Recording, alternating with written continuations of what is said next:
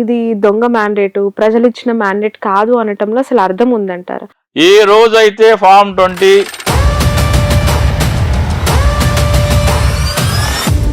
నాయకులు కావచ్చు, అధ్యక్షులు కావచ్చు, దీని మీద కనీసం స్పందించలేని పరిస్థితి. దొరికినట్టు నరకంట.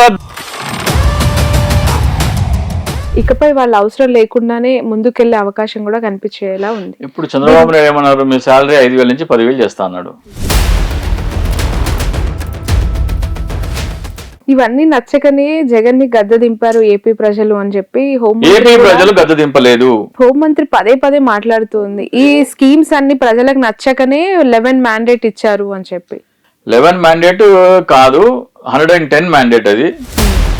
ఈ కాలేజెస్ లో నిన్న గుడ్లవల్లూరు ఇష్యూ నైట్ అంతా కూడా అక్కడ తీవ్ర స్థాయిలో ఆందోళన. ఇంకా ఏపీ సేఫ్ హ్యాండ్స్ అన్న పవన్ కళ్యాణ్ ఎక్కడ ఉన్నాడు? నమస్తే, welcome to cube TV network. నేను మీ శ్రావణి. ప్రస్తుతం మనతో పాటు స్టూడియోలో ఉన్నారు ప్రముఖ అనలిస్ట్ చింతా రాజశేఖర్ గారు. ఏపీలో జరుగుతున్న పొలిటికల్ ఇష్యూస్ కి సంబంధించి, అలాగే కరెంట్ సినారియోస్ పైన వారితో మరిన్ని వివరాలు అడిగి తెలుసుకుందాం. సార్ నమస్తే. నమస్తే. ఏపీలో 100 రోజుల పరిపాలన కూటమి ప్రభుత్వం పూర్తి చేసుకోబోతోంది.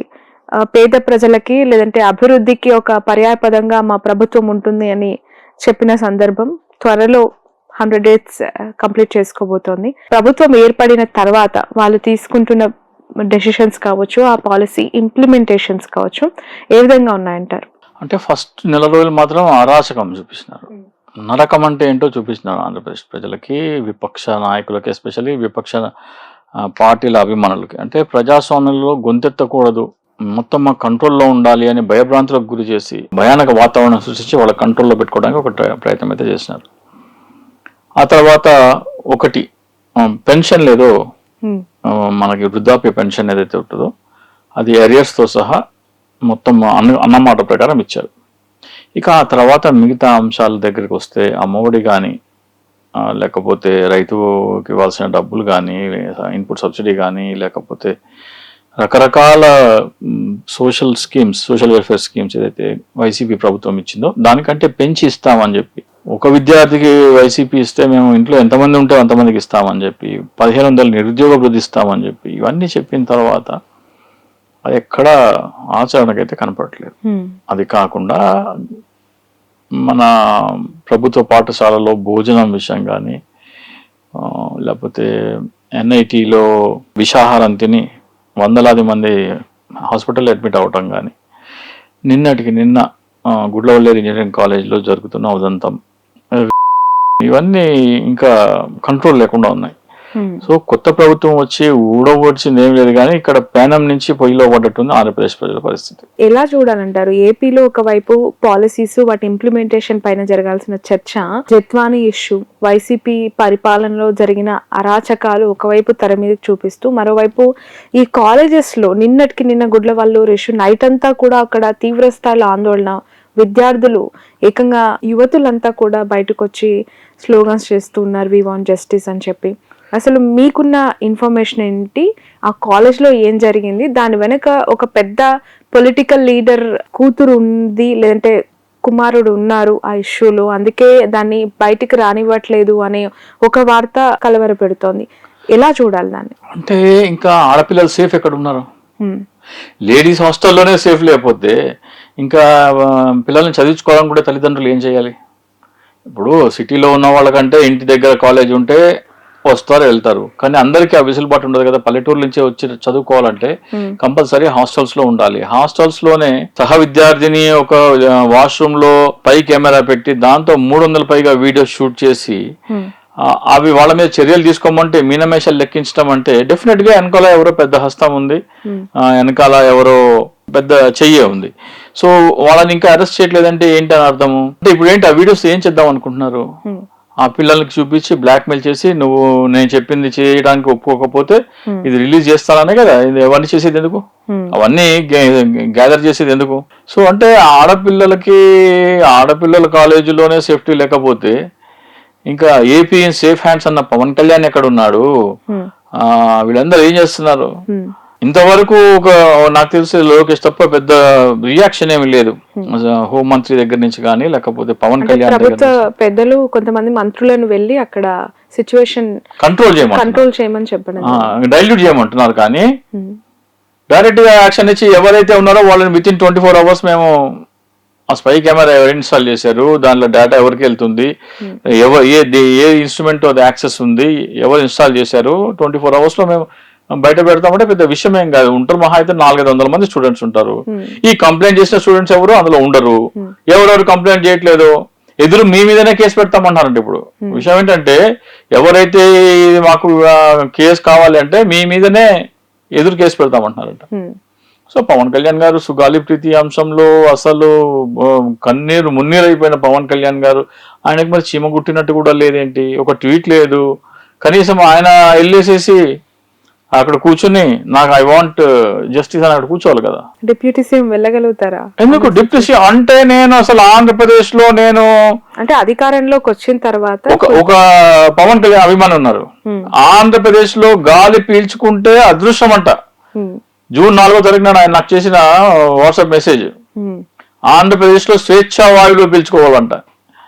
ఆయన ఏరోనాటికల్ ఇంజనీర్ పవన్ రాజ్ అని, ఏరోనాటికల్ ఇంజనీర్ పవన్ కళ్యాణ్ కి ఎంత అభిమానం అంటే ఒకసారి వచ్చి గుడ్లవల్లేరులో స్వేచ్ఛా వాయువులు పీల్చుకోమని చెప్తున్నా పవన్ కళ్యాణ్ గారిని. మరి సేఫ్ హ్యాండ్స్ అని సాయి ధరమ్ తేజ్ అన్నారు కదా, ఏపీ సేఫ్ హ్యాండ్స్ అని. సేఫ్ ఇటువంటి ఎంత జాగ్రత్తలు చేసినా ఎన్ని చేసినా ప్రివెంట్ అయితే చేయలేము. కానీ సంఘటన జరిగిన తర్వాత మీ రియాక్షన్ ఇన్స్టంట్ గా ఉండాలి. సాయి ధరమ్ తేజ్ గారు అన్నట్టు ఏపీ స్టేట్ సేఫ్ హ్యాండ్స్ లో లేదంటారు. ఎందుకంటే ట్విట్టర్ లో ఎక్స్ వేదికగా చాలా మంది దాన్ని ట్యాగ్ చేస్తున్నారు, AP is not in safe hands అని చెప్పి అతనికే మళ్ళీ కౌంటర్ పోస్టులు పెడుతూ ఉన్న పరిస్థితి. ఇప్పుడు ఆయన ఇప్పుడు రియాక్షన్ ఉండాలి కదా. ఇప్పుడు మొన్న ఒక బ్లాస్ట్ ఏదో జరిగింది, బ్లాస్ట్ జరిగితే ఏమన్నారు పవన్ కళ్యాణ్ గారు, గతంలో ఎల్జీ పాలెం అసలు జరిగితే సేఫ్టీ ఆడిట్ ఉండాలన్నారు. ఇప్పుడు సేఫ్టీ ఆడిట్ ఉంటే పరిశ్రమలు పోతాయి, ఉద్యోగాలు పోతాయి అంటున్నాడు. అంటే ఎలా పల్టీ కొడతారు, దానికి ఒక లిమిట్ అంటూ లేదు. పవన్ కళ్యాణ్ ఎంతటి అవకాశవాదం అంటే నేను గత దశాబ్దాల కాలంగా ఆయన చేసే ప్రతి ఒక్క స్టేట్మెంట్ కి అవసరం వస్తే ఇట్లా టోటల్ రివర్స్ అయిపోతాడు. ఆయన ఎల్జీ పాలిమర్స్ లో ఒకటి, ఈ రోజున ఒకటి కాదు, ఈ రోజున కూడా సేఫ్టీ ఆడిట్ జరగాలని అన్నాడు. మరి ఆ రోజున పరిశ్రమలు పోతాయని ఎందుకు అర్థం కాలేదు. సో పవన్ చెత్త పన్ను విషయం కానీ ఏ విషయం అయినా సరే పవన్ కళ్యాణ్ పల్టీ కొడుతున్నాడు. సో పవర్ స్టార్ కాస్త పల్టీ స్టార్ అయిపోయాడు. ఇప్పుడు ఒక్కొక్క మాట మీద ఒక్కొక్క పల్టీ కొడతా ఉన్నారు. ఇంతవరకు నాకు రాత్రి 2 గంటలకు వచ్చింది, చూసాను. నేను చూసి నేను కొంతమంది ఫార్వర్డ్ చేయాల్సిన ఫార్వర్డ్ చేశాను. మరి పవన్ కళ్యాణ్ కూడా వెళ్ళి ఉంటది కదా, పొద్దున్న 7ంటికో 8ంటికో. ఆయన కూడా 2 మంత్రులు ఉన్నారు కదా, నాదెండ్ల మనోహర్, కందుల దుర్గేష్. వెళ్ళి అక్కడ ఏంటి పరిస్థితి కనుక్కోమని చెప్పొచ్చు కదా. కూటమి ప్రభుత్వంలో కొంత భాగస్వామ్యం అయినా కూడా ఎక్కువగా ముఖ్యమంత్రి గారికి, ఆయన మంత్రివర్గంలో ఉన్న ఇతరత్ర మినిస్టర్స్ కి ఎక్కువగా దీని మీద ఉండాల్సిన అవసరం ఉంటుంది కదా. అంటే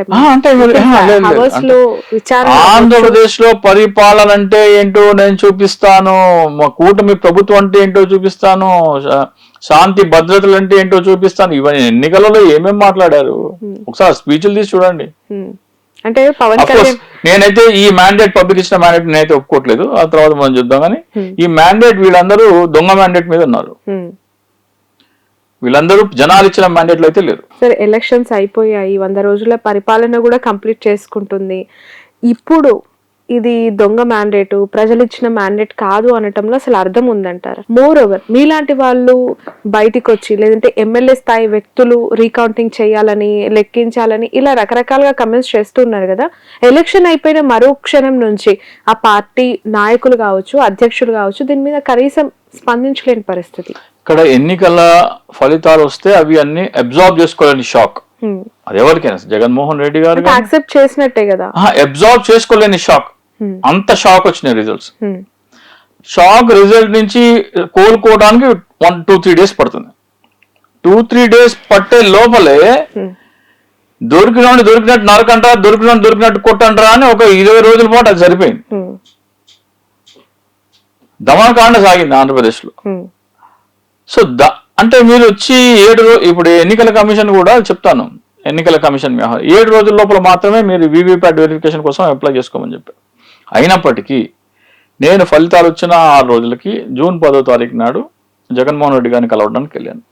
అప్పుడు ఆయన కలిసినప్పుడు సజ్జల రామకృష్ణారెడ్డి గారికి స్పష్టంగా చెప్పడం జరిగింది, కొత్తగా ఒక చట్టం వచ్చింది, సుప్రీంకోర్టు ఇచ్చిన ఆర్డర్స్ ప్రకారం వీవీప్యాట్ల వెరిఫికేషన్ ఒకటి ఉంది, మనకి దాని అవుట్కమ్ మనకి వస్తుందా రాదా అనేది పక్కన పెట్టేసేస్తే 164 ఎమ్మెల్యేలు అలాగే 21 మంది ఎంపీల చేత ఈ వీవీప్యాట్ వెరిఫికేషన్ కోసం అప్లై చేయించమని చెప్పడం జరిగింది. ఆయన అక్కడ సాయిరామ ఉన్నారు, మన ఏజీ గారు, ఆయన్ని మళ్ళీ ప్రశాంత్ భూషణ్ గారితో మాట్లాడమని, మరి ఏమైందో ఏమో నాకైతే తెలియదు కానీ అప్లై చేయలేదు. చేసిన తర్వాత ఈ రోజున బాలినేని గారు ఏమి చెప్తున్నారు, ఎన్నికల కమిషన్ ఏం చెప్తుందంటే, ఎన్నికల రోజున మేము అక్కడ ఎన్నికలలో వాడిన ఈవీఎంలు ఆ రోజు వివిప్యాట్ బాక్స్ లో పడ్డ వివిప్యాట్ స్లిప్స్ ని మేము వెరిఫై చేయము, కొత్తగా మళ్ళీ మేము మీరు ఎక్కడైతే మిషన్ అభ్యంతరం ఉందో ఆ మిషన్ ని తీసుకొచ్చి అదే వివిప్యాట్ బాక్స్ తీసుకొచ్చి మళ్ళీ ఒక మాక్ పోలింగ్ చేసి మీరు అనుకున్న గుర్తుకి దీనికి మ్యాచ్ అవుతుందా లేదా చూస్తామని చెప్పారు. కదా దాంట్లో మళ్ళీ ఏంటి, రాజకీయ పార్టీలు గుర్తు లేవు, వైసీపీ గుర్తు లేదు, టీడీపీ గుర్తు లేదు, వైసీపీ గుర్తు లేదు, జనసేన గుర్తు లేదు, టీడీపీ గుర్తు లేదు, ఏమి ఉండవు. అంటే పోలింగ్ లో పాల్గొనని గుర్తులు మాత్రం అక్కడ ఉంటాయి, వాటితో మాక్ పోలింగ్ చేసి టాలీ చేయమంటారు. కనీసం వీళ్ళు ఈ ఎన్నికల్లో వాడిన గుర్తులు కూడా వాడట్లేదు. అసలు ఈ ఏడిఆర్ అనే సంస్థ ఎప్పుడైతే కోర్టులో ఇది వేసిందో మీకు ఎన్నికలలో వీవీప్యాట్స్ వెరిఫై చేయాలని, సుప్రీంకోర్టు పిలిపించింది వాళ్ళని. జస్టిస్ సంజీవ్ ఖన్నా, జస్టిస్ దీపాంకర్ దత్ గారి బెంచ్ ఏం చేసిందంటే, ఎన్నికల కమిషన్ వాళ్ళని రమ్మంటే ఎన్నికల కమిషన్ అడిగారు, ఇట్లా మరి ఏడిఆర్ అనే సంస్థ మొత్తం వీవీప్యాట్లు లెక్కించాలని కోరుతున్నారు అంటే, ఎన్నికల కమిషన్ తరఫున వాళ్ళు చెప్పింది ఏంటంటే, వీవీప్యాట్లు లెక్కించడం సాధ్యం కాదు, చాలా సమయం పడుతుంది అన్నారు. అది ఎంతటి స్టూపిడ్ క్వశ్చన్ ఆన్సర్ చూడండి. మనం కరెన్సీ నోట్ లెక్క పెడతాం, కరెన్సీ నోట్ లెక్క పెడితే 100 బండలు లెక్క పెట్టడానికి 1 మినిట్ పడుతుంది, గంటలో 60 బండల్స్ లెక్క పెట్టచ్చు. అంటే 6,000 కరెన్సీ నోటు మీరు గంటకి లెక్క పెట్టచ్చు. సో గంట మొత్తం లెక్క పెట్టడం కష్టం అవుతుంది కాబట్టి పావు గంటకు ఒక 5 నిమిషాలు రెస్ట్ తీసుకున్నా కానీ గంటలో 4,800 ఒక మనిషి లెక్క పెట్టాడు. 10 మంది కూర్చుంటే 45,000, 45,000 ఇంటూ 4 వేసుకుంటే 1,80,000 కంటే ఎక్కువ పోలేం కాలేదు మనకి ఇక్కడ. 4 గంటల్లో లెక్క పెట్టచ్చు. సో ఎన్నికల కమిషన్ సుప్రీంకోర్టుని కూడా తప్పుదో పట్టించింది. ఇది లెక్క పెట్టడం సాధ్యం కాదనో లేకపోతే లెక్క పెట్టడం చాలా సమయం తీసుకుంటుందో పచ్చి అబద్ధం. అది అయిపోయిన తర్వాత మీరు వీవీప్యాట్లు ఇప్పుడు మాక్ పోలింగ్ చేసి దాంతో కంపేర్ చేస్తామంటున్నారు. అలాగే అంటే మీరు ఫీజు ఒకటి నిర్ధారించమని ఎన్నికల కమిషన్ చెప్తే ఒక్కొక్క పోలింగ్ స్టేషన్ కి 47,200 రూపీస్ మీకు ఫీజు పెట్టారు వెరిఫికేషన్ కి. మీరు ఎన్నికల్లో నియోజకవర్గం పోటీ చేయడానికి 25,000 ఎంతో డిపాజిట్ కట్టాలి మీరు. ఒక్కొక్క నియోజకవర్గంలో 200 పోలింగ్ స్టేషన్లు అంటే ఒక్క పోలింగ్ స్టేషన్ కి మీరు వెరిఫికేషన్ కి 47,200 పెట్టారు. అంటే మొత్తం 200కి తీసుకుంటే ₹1,00,00,000 కట్టాలి మీరు. అసెంబ్లీకి, పార్లమెంట్ కి 7 కోట్లు కట్టాలా, ఆ స్థాయిలో ఫీజు పెట్టారు. ఏంటి, ఎవడు అప్లై చేయకూడదు, ఎక్కువ ఫీజు పెడితే ఎవడు అప్లై చేయడు, ఖర్చుతో కూడుకుంది. ఎందుకు లేను ఓడిపోయానులే, ఖర్చు ఎందుకు లేదు, డబ్బులు వేస్ట్ చేయడంలే, ₹1,00,00,000 ఎందుకు పోగొట్టుకోవడం అని ఎమ్మెల్యే అభ్యర్థి అనుకుంటాడు, 7 కోట్లు ఎందుకు పోగొట్టుకోవడం. But instead of that party ఒకవేళ దాన్ని సీరియస్ గా తీసుకొని పార్టీ నుంచి అఫీషియల్ గా చేయొచ్చు. పార్టీ అదే చెప్తున్నా కదా, ఇప్పుడు వైసీపీ పరిస్థితి ఏంటంటే వాళ్ళు ఎక్స్పెక్ట్ చేయలేని ఫలితం ఇది. వాళ్ళు ఎక్స్పెక్ట్ చేయలేని ఫలితము. అది మన అక్కడ ప్రశాంత్ భూషణ్తో మా ఏజీ మాట్లాడారా, ఏం చేశారా, ఏం చేశారు, ఆ టైం అయిపోయింది. ఆ టైం అంటే 2 రోజుల లోపల ఈ ప్రొసీజర్ మొదలు పెట్టినప్పటికీ ఇక్కడ రాష్ట్రంలో ఏ ఎమ్మెల్యే మీద ఇప్పుడు ఎవరో 2 ఎమ్మెల్యేల కాళ్ళు తగలబెట్టలేదు, ఎవరో ఇళ్ల మీద రాళ్లు విసరలేదు, ఎవరెవరైనా ఎంతమందిని కార్యకర్తల మీద హత్యలు చేయలేదు. ఇవి చూసుకుంటారా లేకపోతే అది చూసుకుంటారా? ఎన్నికల కమిషన్ లో ఎన్నికలలో మీకు ఏదైనా సరే అవకతవకలు జరిగితే రిప్రజెంటేషన్ ఆఫ్ పీపుల్స్ యాక్ట్ ప్రకారము ఆ అవకతవకల మీద మీరు అభ్యంతరాలు కోర్టుకు వెళ్ళడానికి మీకు ఇచ్చిన సమయం 45 రోజులు. వీవీప్యాట్లకి 7 రోజులు ఇచ్చారు. వీవీప్యాట్లు టాలీ కూడా ఎన్నికల అవకతవకలే కదా, దీనికి 7 రోజులు ఎందుకు ఇచ్చారు అంటే వాళ్ళ షాప్ నుంచి తేరుకొని అప్లై చేసుకునే లోపల 7 రోజులు అయిపోవాలి. సో ఇవన్నీ చూస్తే ఎన్నికల కమిషన్ వీవీప్యాట్లను ఈవీఎంతో టాలీ చేయడానికి ఇష్టం లేదు. ఇది ఫస్ట్. ఇప్పుడు బాలినేని గారు, బెల్లాన చంద్రశేఖర్ గారు, అప్పల్ నర్సయ్య గారు వీళ్ళు అప్లై చేశారు. అప్లై చేస్తే వీళ్ళకి ఏం చెప్పారు, మాక్ పోలింగ్ చేస్తాం, దాంతో కంపేర్ చేస్తామంటే వీళ్ళు బాలినేని గారు ఏం చేశారంటే హైకోర్టుకి వెళ్ళారు. హైకోర్టుకి వెళ్లకుండా ఇది లెక్క పెట్టమని చెప్పింది ఎవరు? Supreme court. Supreme court justice Sanjiv Khanna, justice Dipankar Datta గారి జడ్జిమెంట్ లో 56 పేజీల జడ్జిమెంట్ లో ఇది ఎలా కౌంట్ చేయాలి, ఏమేం కౌంట్ చేయాలి అని పేజ్ నంబర్ 37లో para number 76 and 76B justice Sanjiv Khanna గారు చెప్పారు. ఇది ఎందుకు చేయాలి అనేది అంటే మీ ఎన్నికలలో పోలైన ఓట్లకి లెక్కించిన ఓట్లకి ఎటువంటి తేడా లేకుండా చూడాల్సిన బాధ్యత ఎన్నికల కమిషన్ అని చివరి పారాలో పేజ్ నంబర్ 56 పారా నంబర్ 37లో జస్టిస్ దీపాంకర్ దత్తా గారు చెప్పారు. సో ఈ రెండు పట్టుకొని సుప్రీంకోర్టుకి వెళ్ళి మీరు ఇచ్చిన ఆర్డర్ ఇది, వీళ్ళు చేస్తున్నది ఇది కోర్టు ధిక్కరణ case, contempt of court case వేయాలని నేను చెప్తున్నాను. అంటే ఇంకా ప్రొసీజర్ నడుస్తూనే ఉంది. ఈ కంటెంప్ట్ ఆఫ్ కోర్ట్ కేసు వీళ్ళు వేయడంతో పాటు మన పొరుగు రాష్ట్రం ఒరిస్సాలో బిజు జనతాదళకు చెందిన దీపాలి దాస్ అనే జార్సుగూడ ఎమ్మెల్యే అభ్యర్థి, ఆమె కూడా 13 నియోజకవర్గాల్లో అసెంబ్లీ నియోజకవర్గాల్లో చేయాలని చెప్పారు. అలాగే కాంగ్రెస్ చెందిన హర్యానాలో ఈ రెండు, హర్యానాలో కర్నాల్ ఒకటి, ఫరీదాబాద్ ఒకటి, ఛత్తీస్గఢ్ లో కాంకేర్ అని ఒక ఊరు, ఇక్కడ 3 లోక్సభ అభ్యర్థులు, అలాగే డిఎండికేకి చెందిన ఒకళ్ళు, వీళ్ళందరినీ కలుపుకొని కంటెంప్ట్ ఆఫ్ కోర్ట్ వేస్తే ఈజీ అవుతుంది కదా. ఇన్ని పార్టీలు కలిసి వస్తుంది, బీజేపీ కలిసి వస్తుంది, మీకు కాంగ్రెస్ కలిసి వస్తుంది, డిఎండికే విజయకాంత్ పార్టీ డిఎండికే అంటే అది కలిసి వస్తుంది. సో ఇన్ని మీకు కలిసి వచ్చినప్పుడు ఇక వైసీపీ ఇన్ని కలిసి వచ్చినప్పుడు ఆ పని చేయడంలో ఇంకా ఎందుకు అలసత్వం వస్తుందో నాకైతే తెలియదు. ఇక అప్లై చేయని వాళ్ళ సంగతి ఏంటి? 164 మందిలో 2-3 ఇప్పటి వరకు ఇద్దరు బాలినేని అప్పలరాజు గారి ఎమ్మెల్యేలు, 21 మంది ఎంపీలలో కేవలం ఒక బెల్లాన చంద్రశేఖర్, వీళ్ళు మాత్రమే అప్లై చేశారు. మిగతా వాళ్ళ సంగతి ఏంటంటే మిగతా వాళ్ళకు కూడా మీకు అదే జడ్జిమెంట్ లో లాస్ట్ పేరా చెప్తుంటే పోలైన ఓట్లకి లెక్కించిన ఓట్లకి ఏ మాత్రం తేడా లేకుండా చూడాల్సిన బాధ్యత ఎన్నికల కమిషన్ అని ఆ పారాలో తీర్పు ఇవ్వడం జరిగింది. ఓట్ ఫర్ డెమోక్రసీ అనే సంస్థ మనకు పోలైన ఓట్లకి లెక్కించిన ఓట్లకి 49 లక్షల తేడా ఉందని ఒకటి చెప్తుంది నివేదిక. సరే, ఆ నివేదికను పక్కన పెట్టేద్దాం. వీళ్ళు కంటెంప్ట్ ఆఫ్ కోర్ట్ వేయచ్చు, ఎందుకంటే ఎన్నికల కమిషన్ ఫామ్ 20 అనేది ఈ రోజు వరకు వాళ్ళ వెబ్సైట్ లో పెట్టలేదు. ఈ ఫామ్ 20 అనేది ఏంటంటే ఎన్నికల కౌంటింగ్ ప్రక్రియలో ఒక్కొక్క మిషన్ మనం లెక్క పెట్టిన తర్వాత ఆ మిషన్ లో ఏ పార్టీకి ఏ ఓట్లు వచ్చినాయి అనేది మొత్తం దాంట్లో ఉంటుంది. దాన్ని ఫామ్ 17C అంటారు. ఆ ఫామ్ 17Cలో వైసీపీకి ఎన్ని వచ్చినాయి, టీడీపీకి ఎన్ని వచ్చినాయి, ఇండిపెండెంట్కి ఎన్ని వచ్చినాయి, కాంగ్రెస్కి ఎన్ని వచ్చినాయి, నోటాకి ఎన్ని వచ్చినాయి, మొత్తం సీరియల్ నెంబర్ వైజ్ మొత్తం ఫీడ్ చేసుకున్న తర్వాత ఆ 17C అనే డేటా ఒక పోలింగ్ స్టేషన్ కి సంబంధించింది.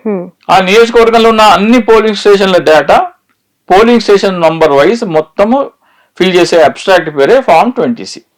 ఈ ఫామ్ 20C ఇక్కడ వచ్చిన అందరికంటే ఈ కూటమి ప్రభుత్వానికి ఉరితాడు లాంటిది, మెడ మీద వేయడానికి కత్తి లాంటిది.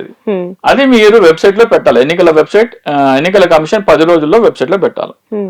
అది ఎందుకు పెట్టట్లేదు అంటే ఇప్పుడు పోలింగ్ రోజున బూత్ ఏజెంట్ ఉంటాడు కదా, అన్ని పార్టీలకు చెందిన బూత్ ఏజెంట్లు, ఇండిపెండెంట్ సంబంధించిన బూత్ ఏజెంట్లు అందరూ ఎవరో ఓటు వస్తున్నారో ఆ పేరు టిక్ చేసుకుంటారు. వాళ్ళ దగ్గర ఓటర్ లిస్ట్ ఉంటుంది, వాళ్ళ పేరు టిక్ చేసుకుంటారు. అట్లా ఎంతమంది ఓటు పోలైనా వాళ్ళ దగ్గర ఒక డేటా ఉంటుంది. ఇప్పుడు ఫర్ ఎగ్జాంపుల్ వెంకటాపురం అనే గ్రామంలో 1000 ఓట్లు ఉన్నాయి. 1000 ఓట్లు ఉంటే పోలైంది 700 ఓట్లే. 700 ఓట్లు ఇప్పుడు ఫామ్ 20 కనుక అప్లోడ్ చేస్తే ఆ వెంకటాపురం అన్న గ్రామంలో పోలైన ఓట్లు 700 అని చెప్పేసి బూత్ ఏజెంట్ దగ్గర డేటా ఉంటే వీళ్ళ దగ్గర 850, 900 పోలైనట్టు వీళ్ళ దగ్గర ఉన్నదనుకోండి, దొరికిపోతారు. అది కాకుండా ఆ వెంకటాపురం అనే గ్రామంలో ఈ పోలైన 700 ఓట్లలో ఎవరెవరు ఏ పార్టీకి ఎన్ని ఓట్లు వస్తాయో అందరికీ చూచాయిగా అంచనా ఉంటుంది. సిటీలు అంటే కష్టం, కానీ పల్లెటూరులో అయితే ఖచ్చితంగా ఒక అంచనా ఉంటుంది. ఈ 700 ఓట్లలో వైసీపీకి 450, 500 రావాలా, టీడీపీకి 200 రావాలా, కాంగ్రెస్ ఒక 30, నోటాకు ఒక 5, ఇండిపెండెంట్ గా 1-6 వస్తాయి. అది వాళ్ళ అంచనా. కానీ ఈ ఫామ్ 20 అప్లోడ్ చేస్తే ఈ వెంకటాపురం అనే గ్రామంలో వైసీపీకి 5 ఓట్లు వచ్చినాయి, టీడీపీకి 700 ఓట్లు వచ్చినాయని ఉంటది. లేదా వైసీపీకి 5 ఓట్లు వచ్చినాయి, టీడీపీకి 500 ఓట్లు వచ్చినాయి, కాంగ్రెస్ కి 200 ఓట్లు వచ్చినాయి ఉంటది. అప్పుడు ఈ వెంకటాపురం అనే ఊళ్ళలో అందరు ప్రజలు గగ్గోలు పెడతారు, ఇదేంది మేము ఓట్లు వేసింది వైసీపీకి అయితే ఇక్కడ టీడీపీకి కాంగ్రెస్ కి ఎట్లా పోయినాయి అని వెంకటాపురంలో ప్రశ్న. అట్లా ఆంధ్రప్రదేశ్ రాష్ట్రం మొత్తం బగ్గుమంటది. ఏ రోజైతే ఫామ్ 20 మీరు అప్లోడ్ చేసినారు ఆ రోజున కూటమికి బతుకు బస్ స్టాండ్. బతుకు బస్ స్టాండ్ అది చెప్తున్నారు. ఎప్పుడు జరిగే అవకాశం ఉందంటారు? వీళ్ళు కంటెంప్ట్ ఆఫ్ కోర్టు వేయాలా? ఎన్నికల కమిషన్ మీద మీరు ఇచ్చిన తీర్పు 26 ఏప్రిల్లో మీరు ఇచ్చిన తీర్పు చివరి పేరా ప్రకారము పోలైన ఓట్లకి లెక్కించిన ఓట్లకి తేడా ఉండకూడదు అనేది ఆ తీర్పులో చివరి పేరా.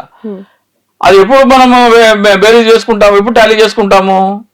మీరు ఫామ్ 20 అప్లోడ్ చేస్తేనే.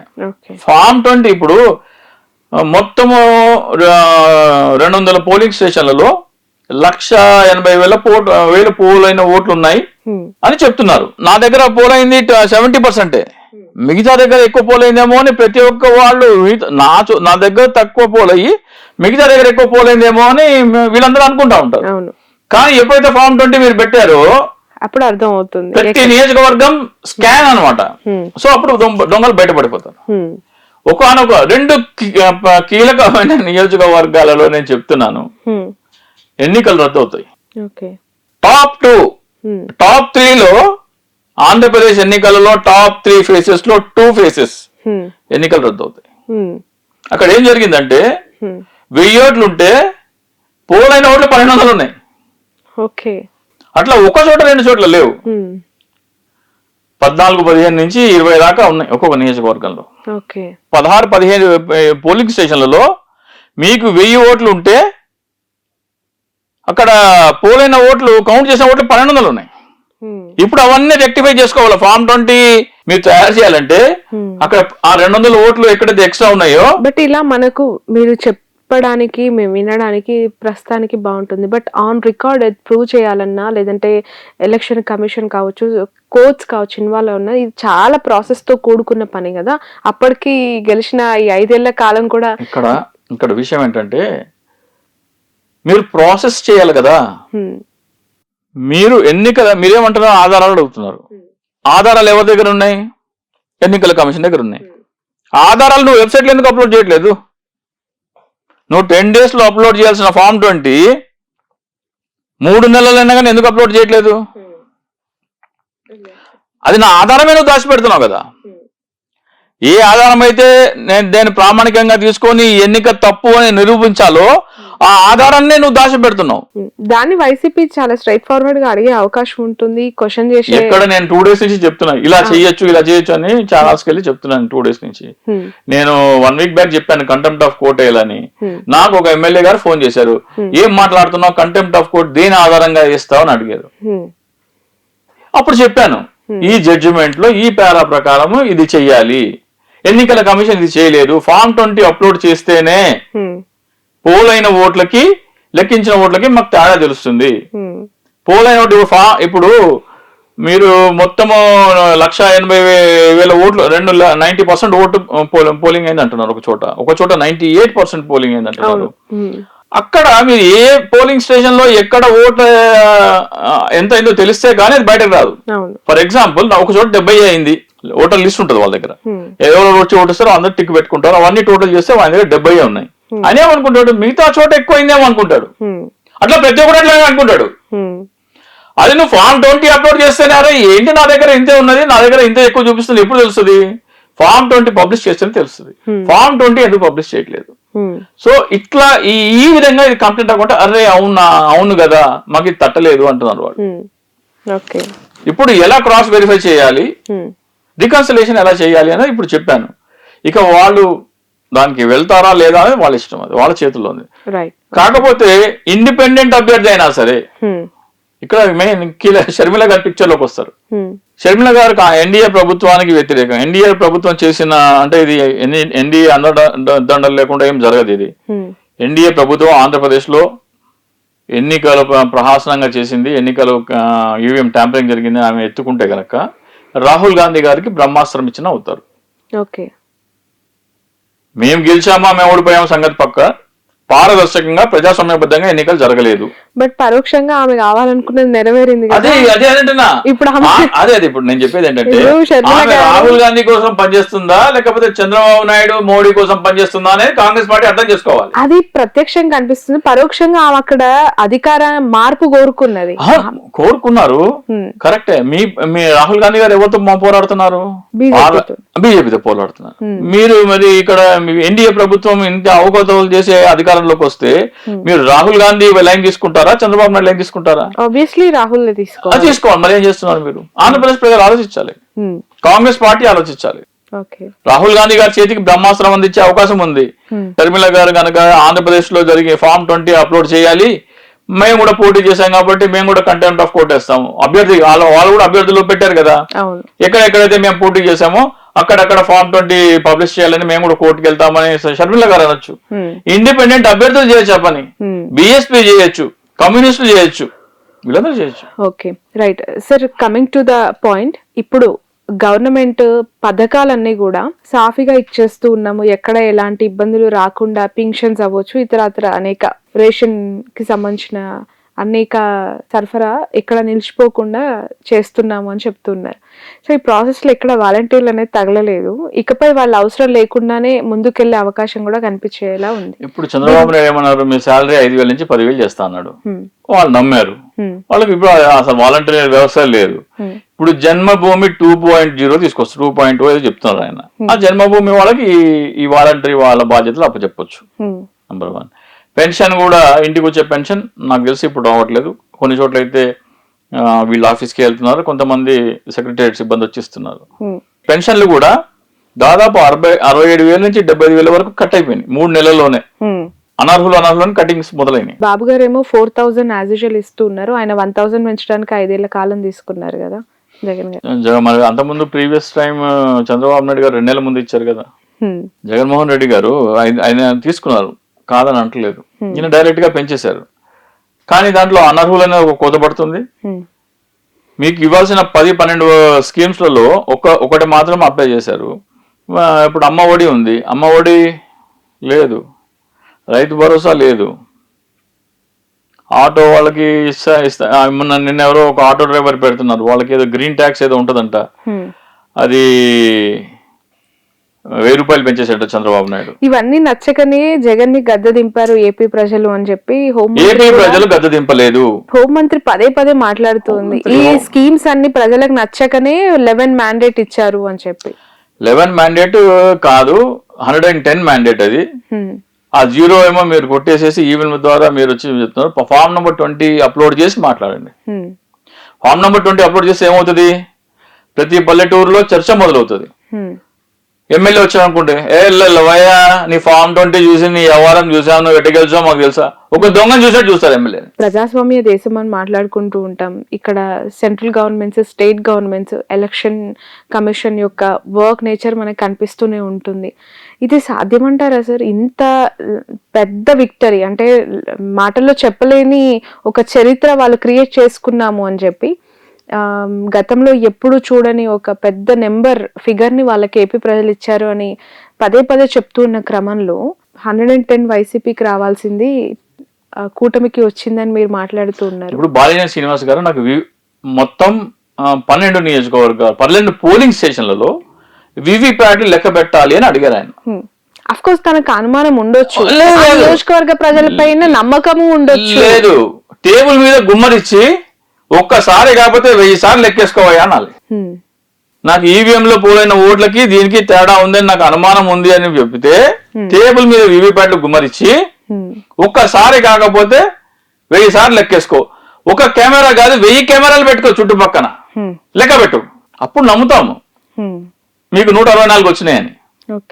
అది లెక్క పెట్టమంటే బుల్లెట్ కూడా దొరకకుండా వేగంగా పారిపోతున్నావు కదా పిరికి పొందలాగా. బుల్లెట్ కి వెనకాల ఎన్నికల కమిషన్ వెనకాల బుల్లెట్ ఫైర్ చేస్తే వివిప్యాట్ లెక్క పెడదామని ఆ బుల్లెట్ కంటే స్పీడ్ గా పరిగెడుతున్నారు.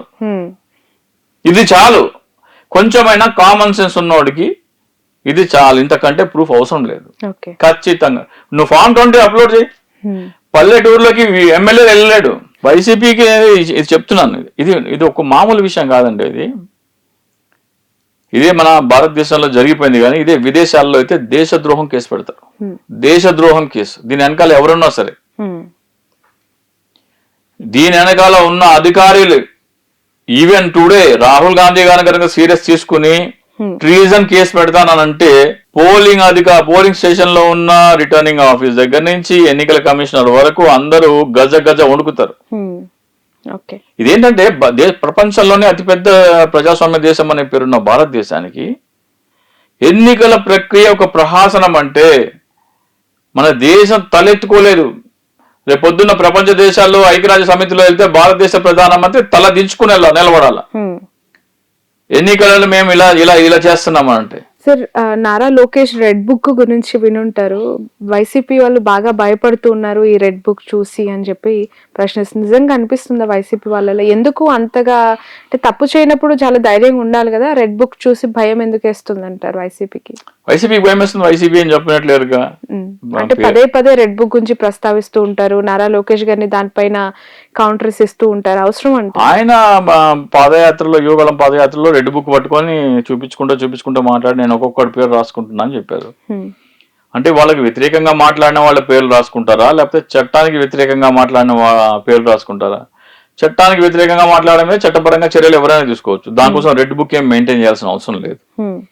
సో ఇదేంటంటే మిమ్మల్ని భయభ్రాంతులకు గురి చేస్తామని చెప్పేసి చెప్పడం, బెదిరించడం, బ్లాక్మెయిల్ చేయటం. రీసెంట్ గా అల్లు అర్జున్ మెగాస్టార్ ఫ్యాన్స్ యొక్క రచ్చ స్టిల్ ఇంకా కొనసాగుతూనే ఉంది.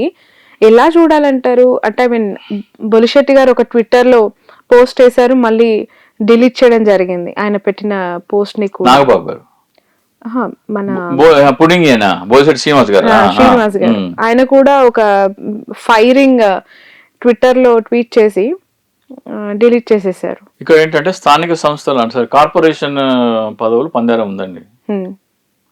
నేను ఒకటి ఉన్నాను, నాకు మంచి పదవి కావాలి అని పవన్ కళ్యాణ్కి పదే పదే గుర్తు చేయాలి.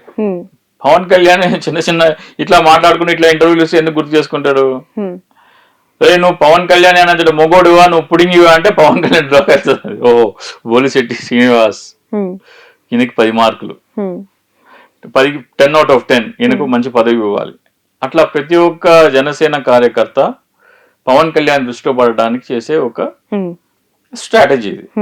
మెగా కుటుంబానికి చెందిన వ్యక్తి లేదా చిరంజీవి గారి మేనల్లుడు ఆయన నంద్యాలలో ఒక అభ్యర్థికి క్యాంపెయిన్ చేయడం కోసం వెళ్తే అది పెద్ద తప్పు ఎట్లా అవుతుందండి? ఇలా ఏం తప్పు ఉంది అంటే జనసేన పార్టీలో పవన్ కళ్యాణ్ జనసేన పార్టీ పెట్టాడు కాబట్టి తన బంధువులు ఎవరు వెళ్ళి విపక్షాలకి ప్రచారం చేయకూడదా? అదే ఒక రూల్ అయితే తాను జీవితంలో ఒకానొక స్థానంలో కోవాలనుకుంటున్న దశలో చిరంజీవి నన్ను చేరదీసి యాక్టింగ్ స్కూల్కి పంపించి నటనలో మెళకువలు నేర్పించి గీతా ఆర్ట్స్ అనే సంస్థ ద్వారా ఒక సినిమా తీయించి తన మెగా అభిమానుల సపోర్ట్తో తనను ఒక పవర్ స్టార్ని చేసిన చిరంజీవి గారు 2014లో కాంగ్రెస్లో కేంద్ర మంత్రిగా ఉన్నప్పుడు నువ్వు జనసేన అని ఒక పార్టీ పెట్టి కాంగ్రెస్ కి బద్ధశత్రువు అనే తెలుగుదేశంలో పొట్టు పెట్టుకొని కాంగ్రెస్ హటావ్ దేశ్ బచావ్ అన్నావు. అంటే మా అన్నను ఓడించమని చెప్పావు. ఇక్కడ అల్లు అర్జున్ ఏమి పవన్ కళ్యాణ్ ఓడించమని చెప్పలేదు, పవన్ కళ్యాణ్ పార్టీని ఓడించమని చెప్పలేదు, నంద్యాలలో జనసేన అభ్యర్థి కూడా కాదు.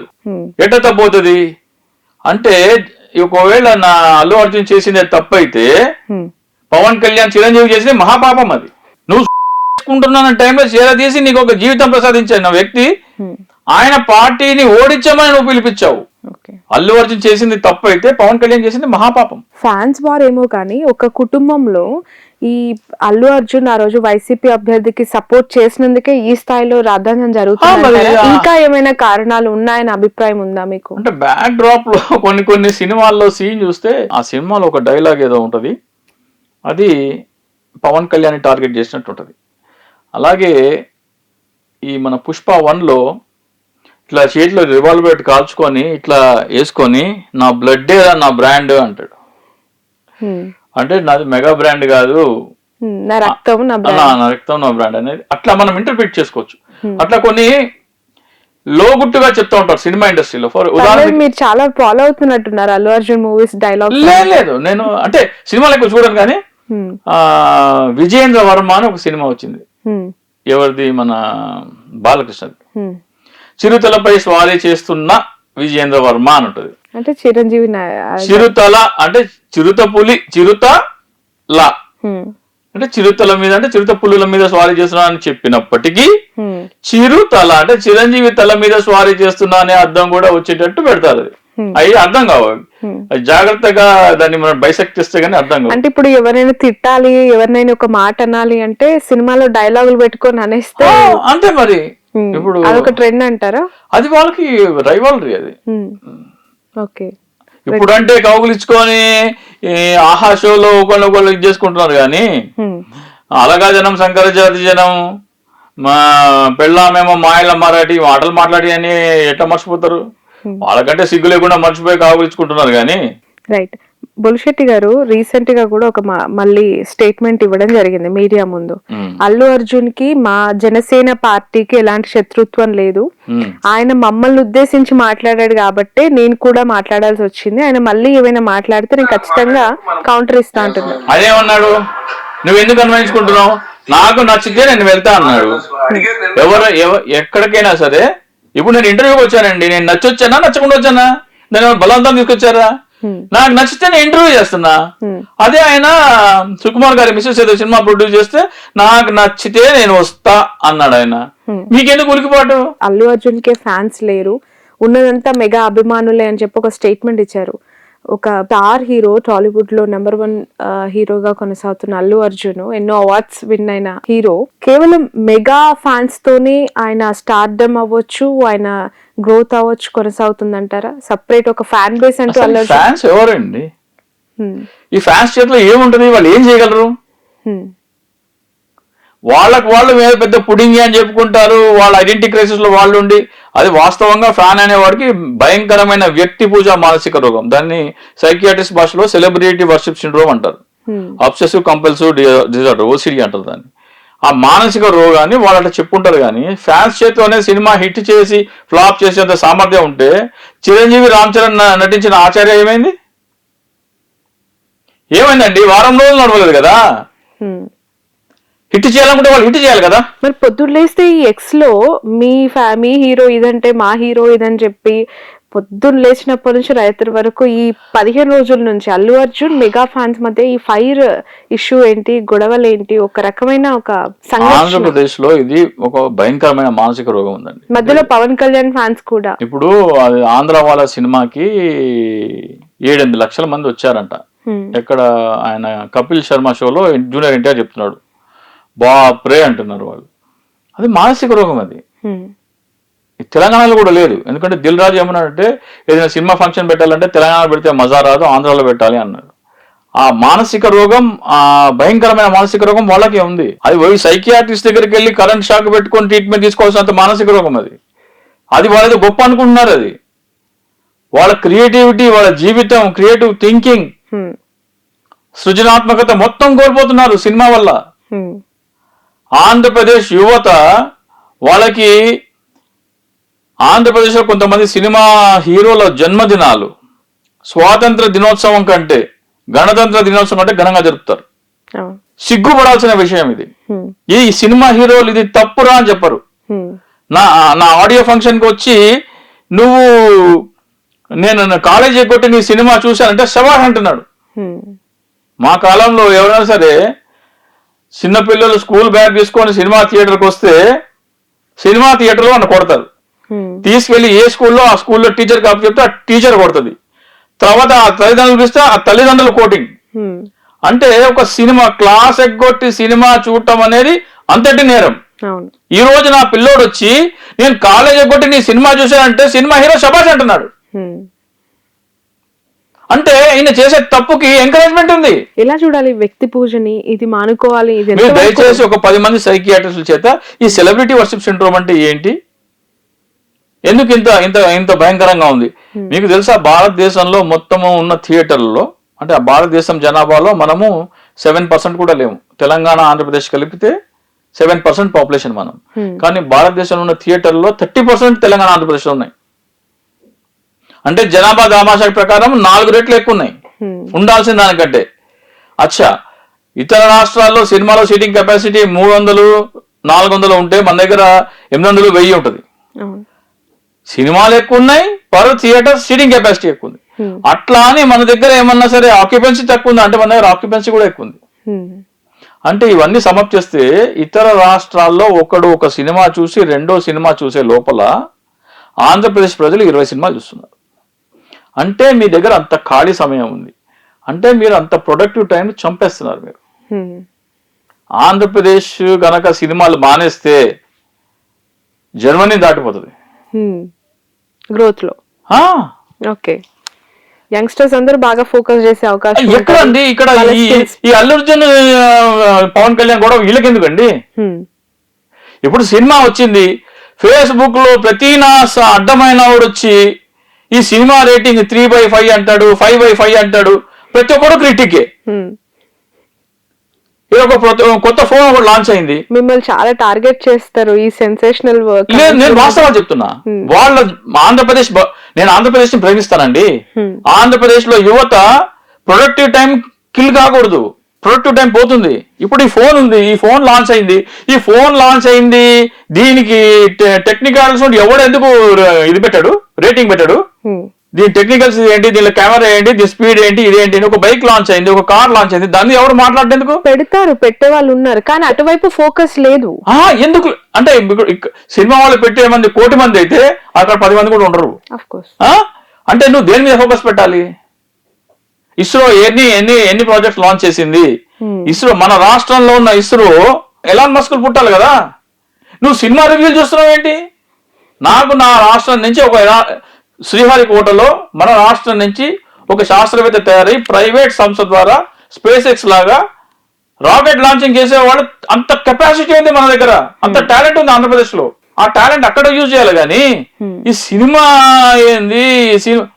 సినిమా కలెక్షన్ అంటాడు, 300 థియేటర్లు, 500 రోజులు లెక్కలు ఉంటాయి వాళ్ళే. ఎందుకు? నీకెందుకు? ముఖేష్ అంబానీ ఎన్ని కోట్ల లాభం చేస్తున్నాడో నువ్వు చూస్తున్నావా? గౌతమ్ అడాని ఎంత లాభం సంపాదిస్తున్నాడో నువ్వు చూస్తున్నావా? సినిమా వాడు ఎంత సంపాదించుకుంటా నీకెందుకు? వాడి వ్యాపారం వాడిది, నీకెందుకు? ఆడు పుట్టినరోజుల దగ్గర నుంచి ఆడు పుట్టుమచ్చల దాకా, ఆడు కుక్క పిల్లల నుంచి వాడు ఉంపుడు గత్తల దాకా మొత్తం వీళ్ళకి కావాలా. అంత టైం నువ్వు ఎందుకు వేస్ట్ చేస్తున్నావు అక్కడ? ఈ మీలో ఈ కోపం అంతా మెగాస్టార్ పవన్ కళ్యాణ్ ఫ్యాన్స్ చూసి లేదు, అల్లు అర్జున్ ఫ్యాన్స్ వాళ్ళ చూసినాక ముందు నుంచి ఇలానే ఉన్నారు. నేను జనసేన పార్టీలో ఉండగా ఉన్నా కదా, అక్కడ ఫ్యాన్స్ చూసిన లేదు.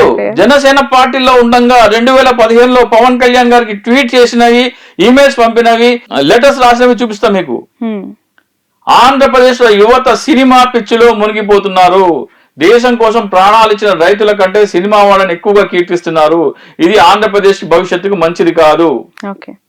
జనసేన పార్టీలో ఉండగా 2015లో ట్వీట్ చేశాను నేను. నాకు రాజకీయాల కంటే, రాష్ట్రం కంటే రాజకీయాలు ఎక్కువ కాదు నాకు. నేను ప్రత్యేక హోదా గురించి ఎందుకు ఎక్కువ మాట్లాడతా? ఆంధ్రప్రదేశ్ నాశనం అయింది, నష్టపోయింది కాబట్టి. సో ఇది కూడా ఎందుకు మాట్లాడుతున్నా?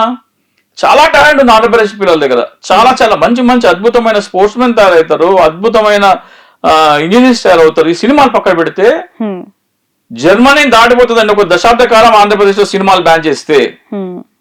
అటువంటి చట్టం ఏదైనా వస్తే దశాబ్ద కాలం దేశం మొత్తం జీడిపి ఒకటి, ఆంధ్రప్రదేశ్ జీడిపి ఒకటి అయిపోతుంది.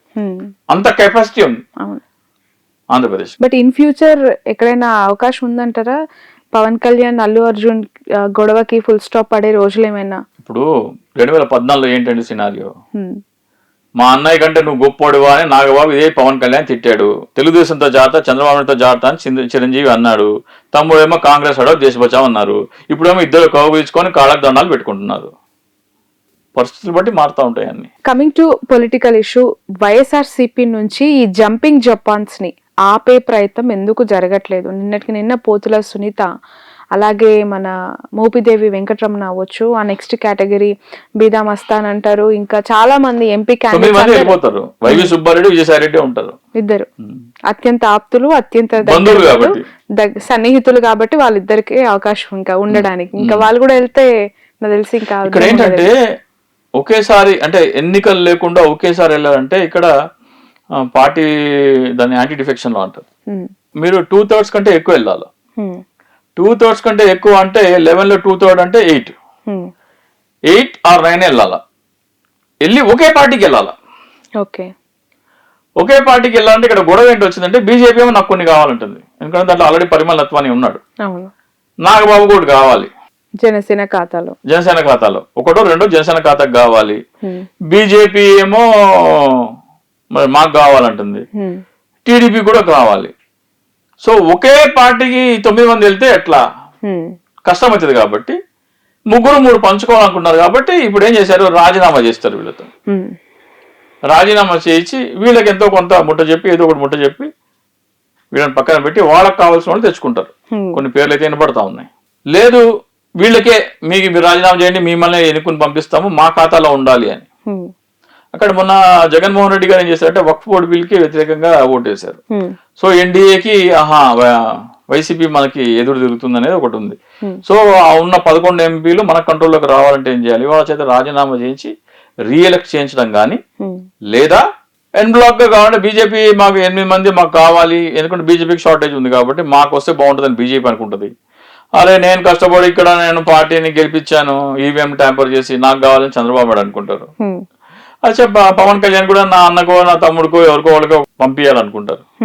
బట్ ఈ సిచ్యువేషన్ లో ఇంతమంది వలసలు వెళ్ళిపోతే పార్టీ ఎలా సస్టైన్ ఎందుకు పార్టీ సస్టైన్ కావట్లేదని కదా వీళ్ళు వెళ్ళిపోతున్నారు. ఇంకా పార్టీ ఫ్యూచర్ లేదని కూడా వెళ్ళిపోతున్నారు.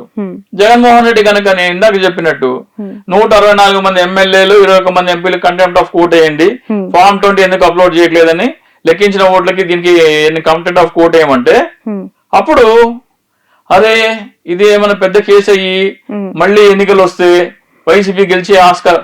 ఒకవేళ కంటెంప్ట్ ఆఫ్ కోర్ట్ వస్తే మళ్ళీ ఎన్నికలు తథ్యమండి, ఇది రాసి పెట్టుకోండి. కంటెంప్ట్ ఆఫ్ కోర్ట్ 164 మంది 21 మంది కలిసి ఇస్తే ఆంధ్రప్రదేశ్ లో ఎన్నికలు తథ్యం. ఎందుకంటే రుజువు అయిపోతుంది ఈ ఎన్నికలు దొంగిలించబడ్డ ఎన్నికలు, రాజ్యాంగ వ్యతిరేకంగా రాజ్యాంగాన్ని కూని చేసిన ఎన్నికల ప్రక్రియ అని రుజువు అయిపోతుంది. ఎన్నికలు తథ్యం. ఎప్పుడైతే జగన్మోహన్ రెడ్డి గారు కంటెంప్ట్ ఆఫ్ కోర్ట్ ఏమైనా ఆదేశాలు ఇస్తారో అప్పుడు ఈ వలసలు ఉండవు. ఇంకా అప్పుడు అందరూ సార్ సార్ అని మళ్ళీ ఎండబడతారు. ఎందుకంటే కంటెంప్ట్ ఆఫ్ కోర్ట్ వస్తే సీన్ మారిపోతుంది. బట్ ఓకే, బట్ ఈ కష్టకాలంలో నాయకుడు తమకి 5 ఏళ్ల పదవీ కాలాన్ని ఇచ్చారు, వాళ్ళకి ఒక పొజిషన్ ని ఇవ్వడం జరిగింది గవర్నమెంట్ లో అనే ఆలోచన ఈ వెళ్తున్న నాయకులకు కావచ్చు, ఏ పార్టీ అయినా సరే ఇర్రెస్పెక్ట్ ఆఫ్ ఎనీ పార్టీ, వైసీపీ అని కాదు టీడీపీ అని కాదు. మొన్న మేయర్, ఏలూరు మేయర్ ఆవిడ టీడీపీ నుంచి వచ్చారు, రాగానే ఇక్కడ మేయర్ అయ్యారు, ఇక్కడ అధికారం పోగానే మళ్ళీ వెళ్ళి టీడీపీలో జాయిన్. దీన్ని ఎలా చూడాలి? ఈ ఎన్నికలు 164 మ్యాండేటే సక్రమం కానప్పుడు డౌట్ ఏమొస్తుందంటే జగన్ గారు లండన్ వెళ్తున్నారు, ట్రిప్ ఉంది సూన్, ఆయన వచ్చే వరకు అసలు వైసీపీలో ఎవరైనా ఉంటారా ఉండరా అనేది కూడా ఒక డౌట్. ఆయన మొత్తం పార్టీ ఇంటాక్ట్ ఉండాలంటే కంటెంప్ట్ ఆఫ్ కోర్ట్ ఏంటో మనం చూద్దాం. అసలు ఈ ఎన్నిక ఏంటి, ఈ కథ ఏంటి, ఫామ్ 20 ఎందుకు అప్లోడ్ చేయట్లేదు, ఏంటి అందరూ ఫామ్ 20 అప్లోడ్ చేయమని సుప్రీంకోర్టుకి వెళ్ళండి అని ఒక ఇచ్చేసేసి ఇస్తే మొత్తం ఆంధ్రప్రదేశ్ దేశం మొత్తం షేక్ అవుతుంది, దేశం మొత్తం షేక్ అవుతుంది. సో వీళ్ళకి ఇక లాయల్టీ విషయం అంటారా? 100 కోట్లకు అమ్ముడు పోయిన వాళ్ళు 1000 కోట్లకు పోతాడు, 1000 కోట్లకు అమ్ముడు పోయిన వాళ్ళు 10,000 కోట్లకు అమ్ముడు పోతాడు, 10,000 కోట్లకు కూడా అమ్ముడుపోయినాడు ప్రాణానికి నెత్తి మీద కత్తి పెట్టి అమ్ముడు పోతాడు అన్నారు. మరి వాళ్ళని ఏం చేస్తున్నారో లేకపోతే వాళ్ళంతటి వాళ్ళు వెళ్తున్నారో మనకి తెలియదు. కానీ లాయల్టీ కూడా ఒక బ్యారియర్ ఉంటుంది కదా. Not it the cost of my life అంటారు. వాళ్ళకి ఏం పరిస్థితులు మనకైతే తెలియదు. కానీ జగన్మోహన్ రెడ్డి గారు తన అంటే ఇప్పుడు నా క్వశ్చన్ ఏంటంటే లైక్ ఈ మేయర్స్ ఈ అన్ని కార్పొరేషన్స్ లో కావాల్సిన ఆల్మోస్ట్ మ్యాండేట్ వైసీపీకి ఎక్కువగా బలం ఉంది. బట్ ఈ స్థాయిలో ఇప్పుడు వలసలను ఎంకరేజ్ చేస్తున్న టీడీపీకి సంబంధించి చూస్తే వాళ్ళకి అంత 161 మెజారిటీ వచ్చిన తర్వాత కూడా దీన్ని ఎందుకు ఫేక్ మ్యాండేట్ కాబట్టి ఎప్పుడైతే మీ ఫేక్ మ్యాండేట్ ఉన్నారో మీ ఫేక్ మ్యాండేట్ మీరు దాన్ని కన్సాలిడేట్ చేసుకోవాలంటే ఏం చేయాలి? కింద పునాదులు లేకుండా గాల్లో ఉన్న పేక మేడ ఈ 164. సో కింద పునాదులు కట్టాలా అంటే ఏంటి? ఈ కింద ఉన్న వాళ్ళందరినీ తీసుకొచ్చి పార్టీలో చేర్చుకోవాలి. అప్పుడు పునాదులు బలపడతాయి, అప్పుడు ఇది కోల్పోకుండా ఉంటది. రైట్. నిన్న మొన్న మీరు చూసుంటారు జత్వానికి సంబంధించి ముంబై నటిని బాగా వేధించారు అని చెప్పి. అప్పుడు కూడా ఈ మీడియా సంస్థలు ఉన్నాయి, అప్పుడు కూడా ప్రతిపక్షంలో టీడీపీ ఉంది. సడన్ గా తెర మీదకి వచ్చింది వైసీపీ నుంచి. దీనిపై పెద్దగా ఎవరు మాట్లాడుతున్న పరిస్థితులు లేదు, అదంతా కూడా ఫేక్ అని చెప్పి కొట్టిపారేస్తూ ఉన్నారు. డెఫినెట్ గా. ఎందుకంటే ఇప్పుడు గోరంట్ల ఉదంతం అప్పుడే విపక్షంలో ఉండడం వచ్చింది, దానికి ఎవరు అడ్డు చెప్పలేదు కదా. అట్లాగే గంట అరగంట కొన్ని ఉదంతాలు ఉన్నాయి, అవి కూడా బయటపడినాయి కదా. మరి అలాంటప్పుడు ఇలాంటి ఆ రోజున జరిగింటే వదులుకుంటారా? తెలుగుదేశం మీడియా ఊరుకోరు కదా, దాన్ని క్యాపిటలైజ్ చేసుకుంటారు కదా. సో ఈ రోజున ఆమె మీద ఎందుకు అనుమానాలు వస్తాయి అంటే ఆమె గతంలో కొంతమంది వ్యాపారవేత్తల పిల్లలతో ప్రేమాన్ని నడిపి వాళ్ళ దగ్గర డబ్బులు వసూలు. ఐఏఎస్ ఐపీఎస్ లో పాత్ర ఉంది ఇందులో. ఒక నాయకుడు దీని వెనక ఉండి నడిపించారు, వేధించారు అని చెప్పి పదే పదే వైసీపీలో ఉన్న కొంతమంది పెద్దల పైన ఎందుకు టార్గెటెడ్ గా స్టోరీస్ నడపడం గానీ ఆరోపణలు చేయడం గానీ జరుగుతుంది? అంటే చెప్తున్నా కదా, ఇప్పుడు అది నిజంగా జరిగిందా లేకపోతే ఆమెను తీసుకొచ్చి అలా చెప్పిస్తున్నారో మనకైతే తెలియదు. డెఫినెట్ గా ఒక నెగిటివ్ క్యాంపెయిన్ అయితే వైసీపీ మీద నడుస్తుంది. వైసీపీ మీద నడుస్తుంటే ఇప్పుడు ఏమి చేయని అమ్మాయి వచ్చి ఇలా చేశారు నన్ను వేధించారని చెప్పంటే చెప్పదు. డబ్బు కోసం ఏమైనా చేసే వాళ్ళు ఉండి వచ్చి చేస్తే వాళ్ళు వస్తే చెప్పొచ్చు. ఇది ఇటువంటి సంఘటనలు గతంలో ఆమె బ్యాక్గ్రౌండ్ చూస్తే అటువంటివి ఆమె డబ్బుల కోసము కొంతమందిని ట్రాప్ చేసి కోర్టులో కేసు వేసి వాళ్ళని వేధించిన ఇవన్నీ వార్తలు ఉన్నాయి. మరి వాటిలో కూడా వాస్తవాలు ఎంతో మనకు తెలియదు. కానీ ఇవన్నీ చూస్తే ఫర్ ఎగ్జాంపుల్ పృథ్వీ ఉన్నాడు, పృథ్వీ ఉదంతం ఒకటి జరిగింది, గోరంట్ల ఉదంతం జరిగింది, ఆయన వాళ్ళకి ఎవరు సపోర్ట్ రాలేదు. అనంతబాబు గారి ఇష్యూ కూడా ఒకటి, అనంతబాబు ఇష్యూ కూడా ఒకటి. సో వాళ్ళకి ఎవరు సపోర్ట్ రాలేదు. కానీ ఇక్కడ ఆ స్థాయిలో ఆమె చెప్పే నిజమైన జనాలు వాళ్ళ పార్టీ వాళ్ళే నమ్మట్లేదు. బట్ ఈ మధ్య కాలంలో మీరు ఆంధ్రజ్యోతి పత్రిక చదివి ఉంటే ఆ ప్రధాన హెడ్లైన్సే టీడీపీలో ఉన్న నాయకుల యొక్క అక్రమాలు లేదంటే వాళ్ళు చేస్తున్న తప్పుల గురించి ప్రశ్నిస్తూ కథనాలు వస్తూ ఉన్నాయి. ఎలా చూడాలి ఆంధ్రజ్యోతి? లేదంటే అందులో పూర్తిగా ఆ టీం అంతా కూడా మారిపోయిందంటారా? ప్రతిపక్ష పాత్ర ఆంధ్రజ్యోతి పోషిస్తుందా అని ఒక డౌట్ వస్తుంది. నిన్న ఒక పెద్ద మనిషి ట్వీట్ చేశారు, పవన్ కళ్యాణ్ ట్యాగ్ చేస్తూ నెలకి 5 లక్షల రూపాయలు ఏదో బార్ అండ్ రెస్టారెంట్ వాళ్ళు కట్టాలి అని ఏదో డిమాండ్ చేసి, నాకు ఎన్నికలకి 80 కోట్లు ఖర్చు అయింది, నువ్వు నెలకి 5 లక్షలు కట్టాల్సిందే అని ఎవరి మీద చేస్తానని పవన్ కళ్యాణ్ ట్యాగ్ చేస్తూ చేశారు.